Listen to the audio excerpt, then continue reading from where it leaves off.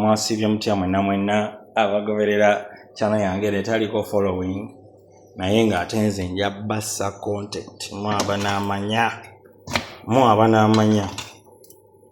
ndi kufumba nno naye simanyi oba kamera eganye kyuka naye kambalagekoko wano byendi okufumba ndi kusiika wano eno chapati zengenda okulya for breakfast, I think even with lunch, so mbalazeko kaawa naye ensonga lwaki nrecordiza video eno leero lwa Sunday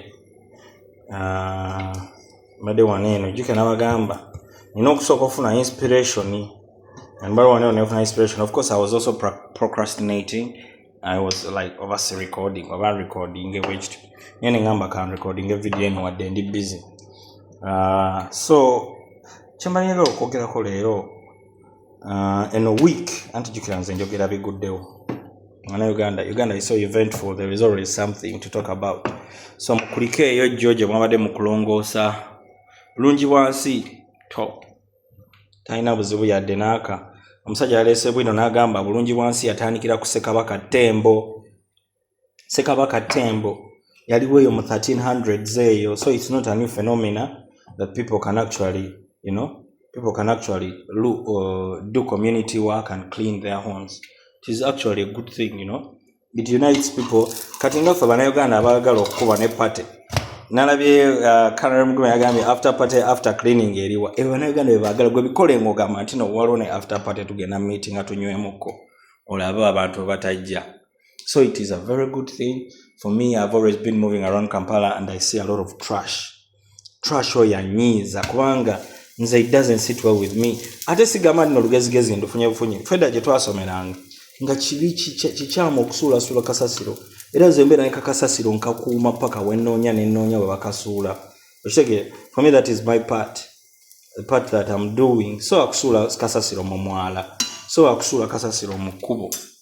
So Bannayuganda beebereremu banaye temusuulasula kasasiro mu be civilized banaye. Ensi yaffe si akabi nnyo naye ate tuwaliwo ebintu bye tuba tulina okukola ebiteetaaga nabbanja kusooka kulangirira. Kati munabbanja kyamuleetedde okulangirira lwansonga Bannayuganda mwagaana okweyonja ebifo byammwe bikyafu. Tetuganye ne government. Of course in other developed countries government yekola ebyo byonna nejja neerongoosa mwe mubeerawo nga mweyagala bweyagazi. Naye abo abantu basasula emisolo. They pay like 50% of their earnings. They pay them in taxes. Bannayuganda abaagala balongooseze abasinga mu batono bagamba really only 1 million people are taxable. Bajjako pay as you earn, or less than 2 million, or I think less than 2 million Ugandans, beba taxing, bajjako pay as you earn, bajjako NSS, bajjako bichi. Mwabasigadde mweyagala bweyagazi. Of course babajjako zino indirect taxes. Mchinga kugamba omusolo gye muwa tegyenkana n'aba Europeans, temwegeraageranya na bali. Okitegeera kati mmwe ife era ne bamwe Museveni basiba batugamba wano bulijjo nti mmwe temwegeraageranya n'abazungu, ffe byaffe byanjawulo, osimanya abazungu stop meddling in our affairs, bichi like that. The same way you say that you don't want white people to meddle in your affairs, it's the same way that you have to look for practical solutions for based on your situation. Okitegeera tosobola kubanga gwe tosobola kulya nnyama mu nnyumba temuyina ssente, temuyina ate nga gwe oyagala okupa neighbor olwokuba yali ennyama naye olabya no neighbor plan the kid. So kati drastic situations call for drastic measures.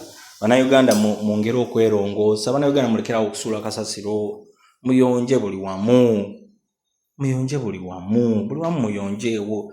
Make sure that your neighborhood is clean. Temusuula kasasiro mu myala, abasolooza kasasiro mwongeremuko ku maanyi.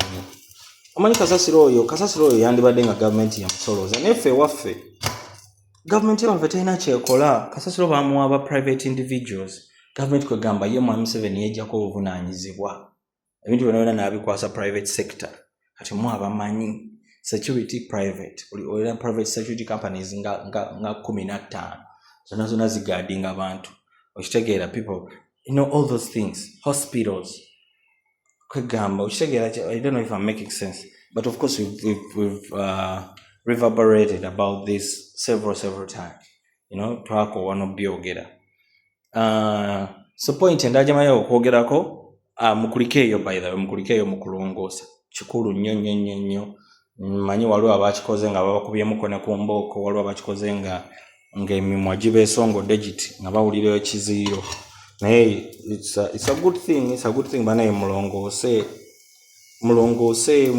mukatanga yonna enguudo muzirongoose, kuba yo gavumenti yaffe yo mugimanyi failed state tesobola kukola bintu to perfection, naye you have to look for practical ways okwetereeza, okitegeera. So mwebale kulongoosa neyokyeza, naye nekyakyemalira okwogerako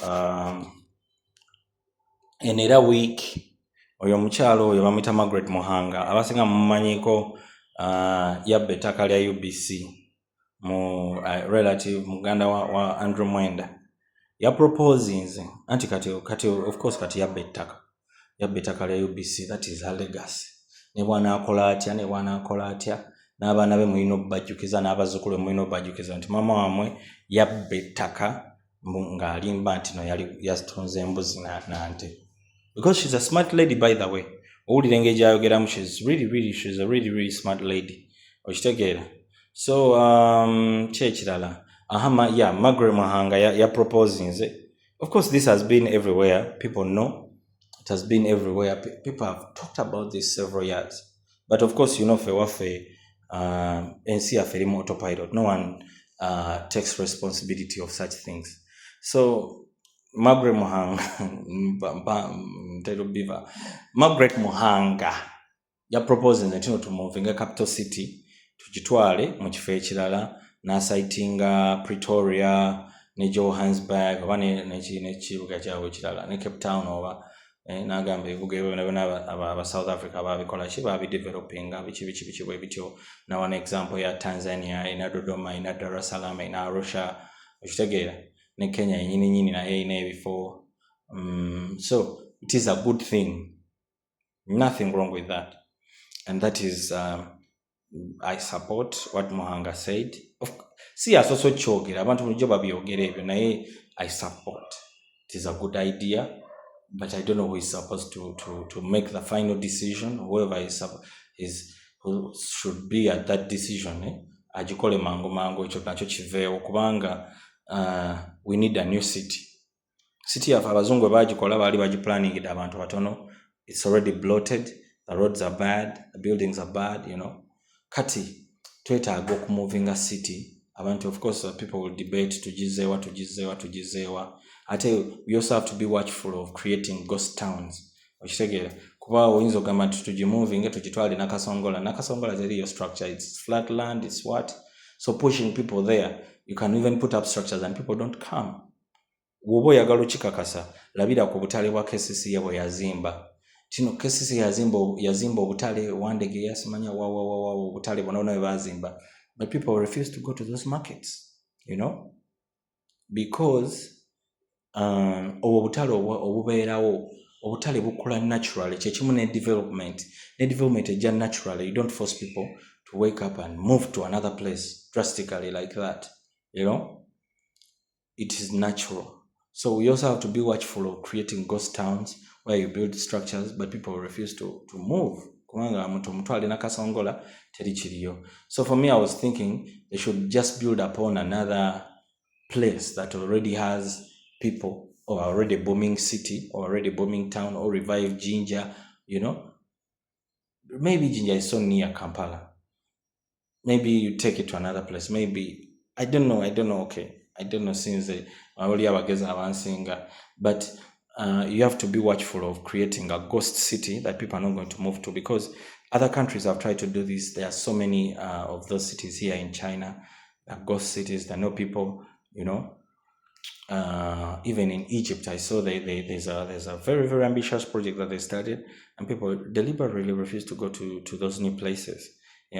So we have to be watchful of that. But also talking about the natural development of cities, ebibuga madengamba to moving ngekibuga kirinako prospect ng'okiraba oba Masaka. Of course abantu abamu tebajja kukkiriza gamba lwaki tugenda Masaka, we have to go to another region, nga bw'omanyi ewaffe, of course it's a very tribalistic society, so people, but Masaka would be an ideal place, by the way. even ginger, even barley, even where you have to build upon something that is already there. You don't just move to a place that is green ogamatika tuze wano tugenda setting up. It will take years and years for people to adapt to go to that new place, But kati olaba, the other reason why we need to move a capital city from Kampala. When Kampala was developing, like natural development, we are talking about natural development of those cities. City were developing naturally. Abantu bazimba obu structures obu nga bw'obulaba obuzimbe nalabye ejjo waliwo nvuka ya datulambza nga abaana balongoosa. Waliwo akazimbe ke nalabye kali mu kibuga wakati kampi bwe kati mu kibuga wakati ke kabadde kumpi newa. Akazimba ako omuvuka oyo gaya alina waneno YouTube channel bamitoba Atwine watu muhino batwine gayo kati yada ina wava bwe wati ngagenda ngwalwe no Freeman supermarket eyo mwami Kiyimba ni waneno kweche kikuba kitunde mu Freeman ekiveno awo wansi wabadde obuzimbe ngabubi buzimbe bwenkana we buti bulingo obuli embale bwenkana we buti obuzimbe they should be nowhere near the capital city. I'm telling you.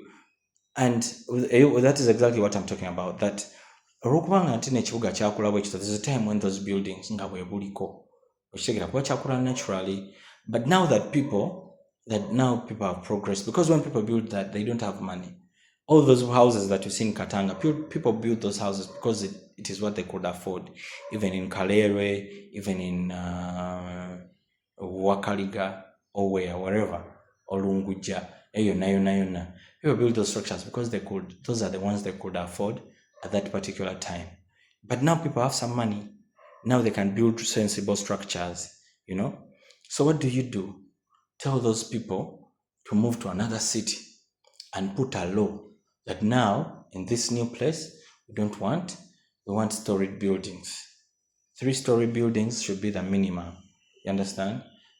And you can actually do this. Build like Ngudonga Ngazi, wide roads, put amenities, put drainage systems, put what? Because this is a new city. You understand? So you can pre-plan this because people now have the money and they have the ability to build sensible structures. You understand? So you build a new city and you're very, very, very strict. You be like, this is a residential place, this is a business place, this is a what, this is a what, this is a what, this is a what. You understand? Because let me tell you, all those other cities that you have in the world, they have the ancient towns, ancient towns where everything started. They don't demolish them, but they move on and, they move to other places and try to set up now modern stuff, So that is what we should do. And I hope that we can really, really adapt to that, because now Ugandans have some money. You've seen the bungalows that they build. For me, I feel like a person who can build a 4-bedroom bungalow, they can also build a 2-bedroom flat. You understand? Gana mabloka genyini gokutte nogateeka nogakolamu rooms endala osogayiwamu slab of course abeera wa bbeeyi okusinga amabloka niyo omuntu alina obwo obusobozi asobola n'okusitula structure nayiwa slab wa waggulu nayiwa ne slab wa wansi just aba alina kubeera more patient. Okitegeera? You don't need to build a wide house like this, You don't need to, because you have to utilize the space above as well. So you build mpola si byampaka newosoka noyiwako wansi noyiwako ne waggulu ne bootasitula sooka obeeraawo wonna ddamu funa ssente ate oba oluzimba ogenda kufamba oluzimba kumaliriza tozimba kumaliza okuzimba tekukoma. Olaba ne wozimba ennyumba n'ogimala otandika renovatinga n'okyusa kali ogenda okulaba septic tank asimanya biki n'ogikyusa olukaba ate wano tewakunyumira n'oyongerawo akalala. Teri muntu azimba n'agamba kati mmaliriza ennyumba njiggyeko engalo. Okitegeera? Wabaawo era obuntu bw'ofikisinga wabeerawo repairs ezo. So terina kikupapya kuzimba kayumba kali wekati olwokubanga oyagala kumaliriza. Zimba ennyumba ogiwa obudde ojja gimaliriza. Okitegeera? So kimala ekyo bannange njogedde nnyo 15 minutes. Video yange mugirabe oba temugiraba mu abamanyi oba mugiraba era mu abamanyi. Bye.